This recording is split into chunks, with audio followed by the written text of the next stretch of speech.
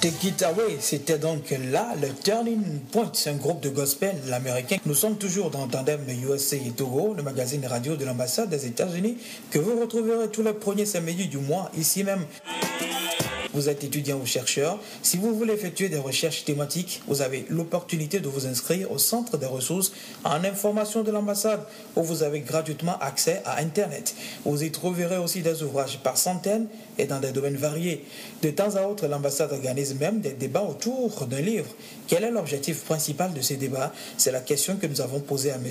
Zakaria Bawa, qui dirige le centre des ressources. L'ambassade organise fréquemment des débats pour permettre aux acteurs de la vie politique, sociale, économique du Togo de discuter de différents thèmes et également parfois pour commémorer des journées internationales.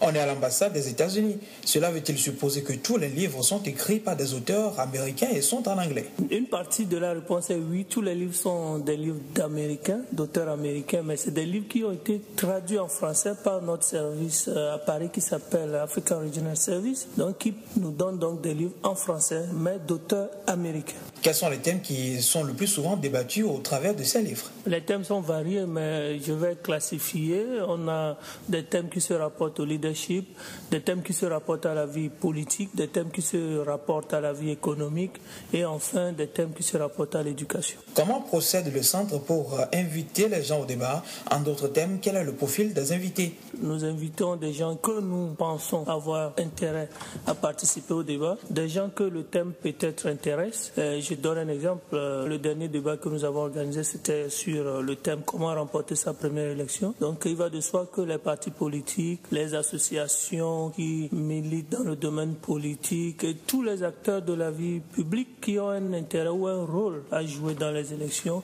étaient donc nos cibles privilégiées pour donc ce débat. Nous reviendrons certainement en détail sur un de ces débats de livres dans notre prochain numéro. C'était là M. Zach Bawa qui dirige le centre de ressources et d'information à l'ambassade des États-Unis.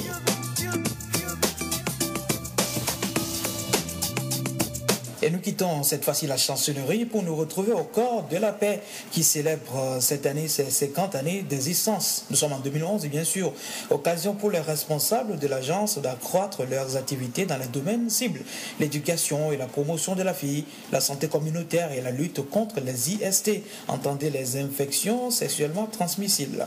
La mise en valeur des ressources naturelles aussi fait partie de leur programme, ainsi que la promotion de l'entrepreneuriat et bien entendu cultiver l'amitié entre les peuples togolais et américains à travers des rencontres sportives et culturelles.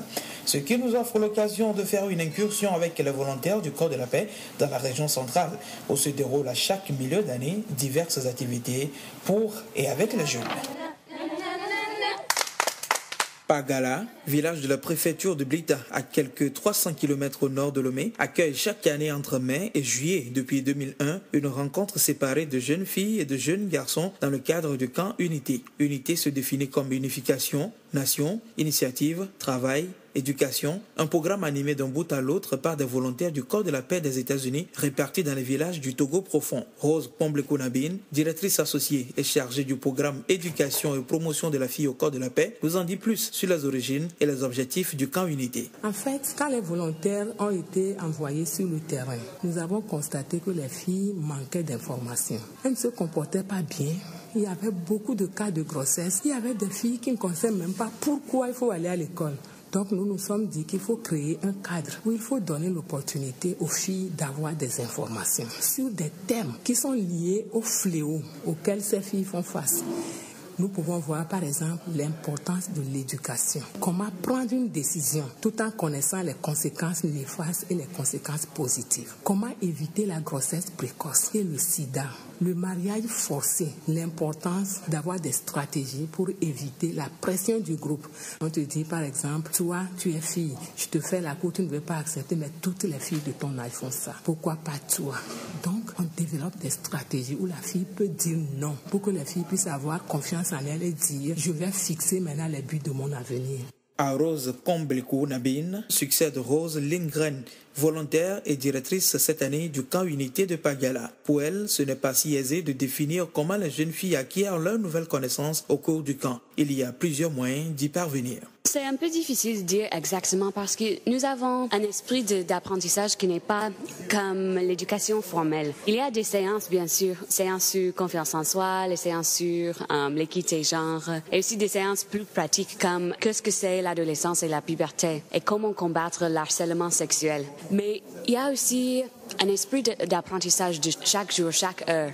Nous faisons des challenges où les filles se font des équipes et elles sont confrontées avec un obstacle et c'est seulement avec le travail en équipe qu'elles puissent affranchir ces obstacles. Alors vraiment, ça c'est le vrai apprentissage à mon avis, que ce n'est pas seulement les thèmes exacts, ce n'est pas les définitions, mais c'est cette idée de travailler en équipe pour améliorer leur vie. Près de 2000 apprentis et scolaires se sont succédés à Pagala depuis 2001. Cette année, quand Unité fête ses 10 ans, occasion pour les volontaires de rassembler une cinquantaine de jeunes filles apprenties venues de tout le Togo pour une semaine d'activité. 2 d'entre elles nous livrent chacune ce qu'elle a appris au camp cette année 2011. Je viens de Broukou, dans la préfecture de Felgo. On a vu comment sortir du danger pour aller dans la vie saine. Comment on peut rencontrer des difficultés, comment faire pour s'en sortir. Si tu tombes, ce n'est pas la fin de ta vie. Il y a le temps de se relever. On a appris aussi le trafic des enfants.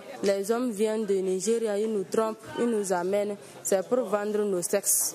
Et après tout, on amène les maladies dans nos villages.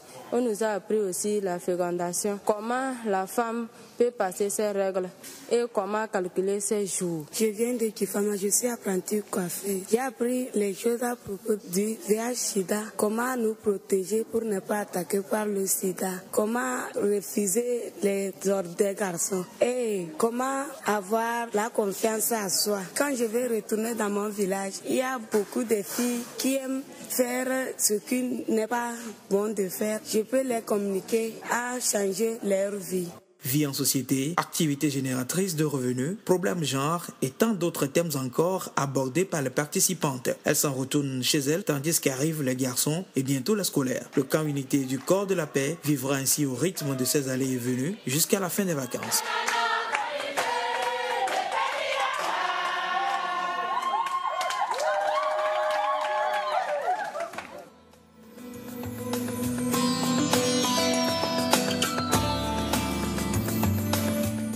Et ce magazine se referme bientôt. Chose promise, vous aurez à participer à un petit jeu de questions-réponses pour gagner un prix chaque mois dans Tandem USA Togo.